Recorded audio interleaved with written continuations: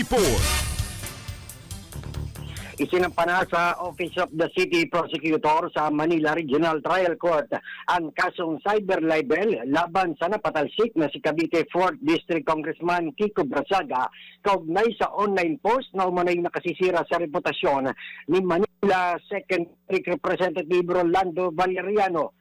Dahil diyan ay naharap ngayon si Barzaga sa paglabag sa Republic Act No. 10175 o yung Cybercrime Prevention Act of 2012 kaugnay ng Articles 353 at 355 ng Revised Penal Code. Base sa reklamo ni Valeriano, nag-post umano si Barzaga online na tumanggap ng pera ang National Unity Party mula kay business tycoon Enrique Razon para maupo sa pwesto si dating House Speaker Martin Romualdez.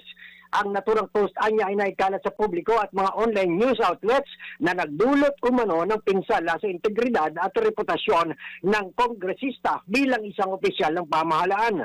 Base sa information na pirmado ni Senior City Prosecutor Wilbur Arimbuyutan at City Prosecutor Jovan Lim, may prima facie evidence with reasonable certainty of conviction batay sa testimonial, dokumentaryo at iba pang ebidensya na nakalap sa isinagawang preliminary investigation.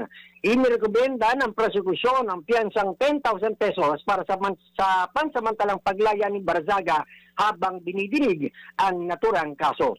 Para sa Boses ng Pilipino, nagbabalita ng Todong Lakas Patrol 24, June Samson sa bagong tunog ng DWIZ 8